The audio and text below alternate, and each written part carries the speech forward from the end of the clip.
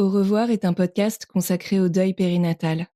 Le deuil périnatal, c'est le fait de perdre son bébé durant la grossesse, au moment de l'accouchement, ou quelque temps après sa naissance. Par conséquent, les épisodes de ce podcast abordent des questions sensibles et douloureuses.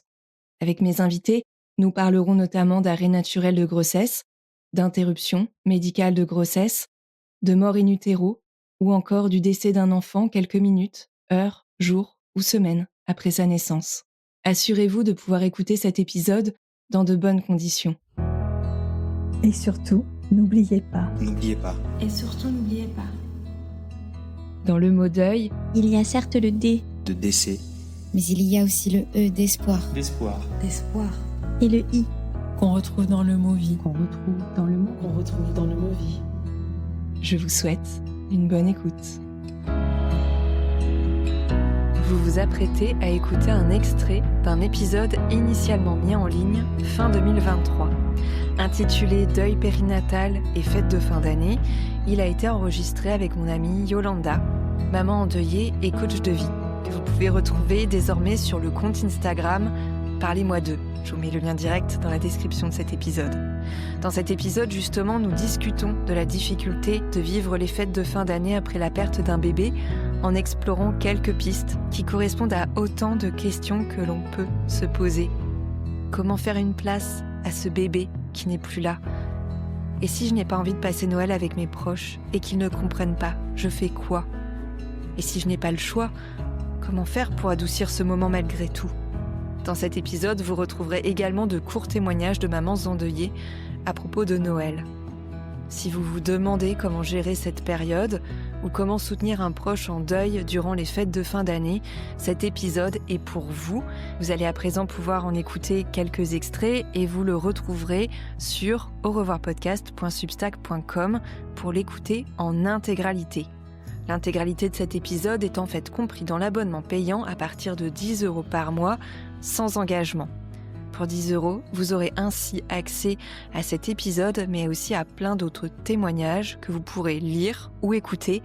Bref, plusieurs heures de contenu conçus spécialement pour vous aider à traverser votre deuil, pour vous aider à traverser ces fêtes, à traverser ce moment de l'année tant redouté par beaucoup d'entre vous. Si ces contenus sont payants, eh bien c'est pour soutenir mon travail et permettre à l'aventure de Revoir Podcast de se poursuivre. J'espère que vous comprendrez et je vous remercie par avance pour votre aide. Je vous laisse donc découvrir quelques extraits dès maintenant. Je vous souhaite une bonne écoute et je vous donne rendez-vous sur aurevoirpodcast.substack.com pour vous faire découvrir la suite.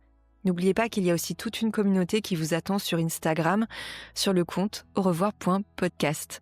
Sur ce compte, il y a plein de ressources gratuites, facilement partageables autour de vous, auprès de vos proches, par exemple. Je vous dis à très bientôt et je vous souhaite le plus de douceur possible.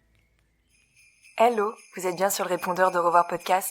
À l'approche des fêtes de fin d'année, n'hésitez pas à laisser un petit message pour exprimer un vœu ou un souhait.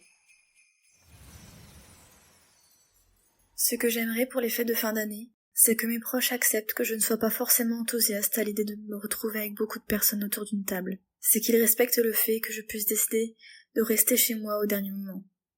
J'aimerais qu'ils fassent une place à mon enfant, que ce soit par une bougie allumée, une décoration de sapin symbolique.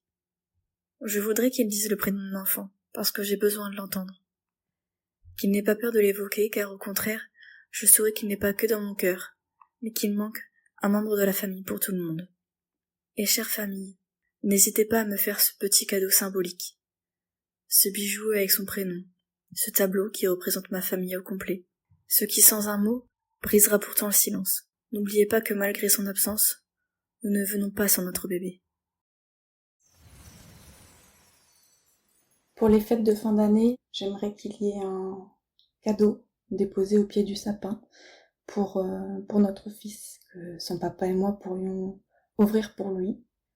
Une carte, une illustration, tout geste symbolique qui pourrait faire vivre son souvenir. En somme, qu'il puisse être présent, faire partie de ce moment de partage à travers nous. Pour les fêtes de fin d'année, ce que je voudrais, ce serait pas forcément qu'on parle de Lucie, mais plutôt un signe qui nous rappelle qu'elle est toujours là dans nos cœurs. Par exemple, une bougie allumée sur la table ou un bouquet de fleurs ou un petit ange dans le sapin. Je voudrais aussi qu'elle ait un cadeau comme sa sœur, parce qu'elle fait partie de notre famille. Salut Yolanda. Salut Sophie. Au mois de décembre, il y a les fêtes de fin d'année. Et on peut souvent penser que les fêtes de fin d'année, c'est le moment pour aller mieux, c'est le moment pour sourire, pour penser à autre chose, pour avancer, pour être dans un mood positif, on pourrait dire ça comme ça. Mais les fêtes de fin d'année, c'est pas toujours le moment le plus joyeux qui soit, surtout quand on a perdu un bébé, encore plus quand on l'a perdu au mois de décembre. Tu sais de quoi je parle, là pour le coup on partage ça toutes les deux. Et il y a énormément de manières de vivre les fêtes de fin d'année quand on traverse un deuil périnatal, qu'il soit récent ou plus ancien. Et je pense que les fêtes de fin d'année, c'est déjà beaucoup de pression pour beaucoup de monde, même quand on vit pas un deuil périnatal, parce que ce sont les fêtes familiales par excellence. Et je pense qu'il y a plein de manières de vivre ce moment. Et voilà, cet épisode, c'est un petit peu pour les personnes qui vivent un deuil périnatal, qui sont un peu perdues. Qu'est-ce que j'ai le droit de faire, de ne pas faire ? Est-ce que je suis obligée de me coltiner toute la famille, de me mettre la pression parce qu'il faut être à la hauteur de cet événement ? Voilà, on s'est dit, on va faire un petit épisode bonus en rapport avec ça. Oui, alors tout à fait. Alors déjà, c'est vrai qu'il y a une sorte, beaucoup d'injonctions autour de ces fêtes de fin d'année, comme tu le disais, c'est des fêtes de la joie, il y a des lumières, il y a tout ça. Et souvent, quand on a perdu un bébé au cours de cette année, ou même des années plus tard, ou comme nous au mois de décembre, c'est une fête qui sera toujours teintée. Parce que parfois, déjà, quand on est enceinte, quand on attend un enfant, on s'imagine en fait ce Noël. On s'imagine ce bébé dans nos bras. C'est dingue parce que de se dire à Noël on sera 3 ou 4, ou à Noël je serai enceinte, et l'année d'après, ça fait partie des choses dans lesquelles on se projette très souvent. Si ces quelques extraits vous parlent, résonnent en vous et que vous avez envie de les écouter dans leur intégralité, n'hésitez pas à souscrire un abonnement payant à Au revoir podcast sur la plateforme Substack. Je vous mets le lien direct dans la description de l'épisode à partir de 10 € par mois.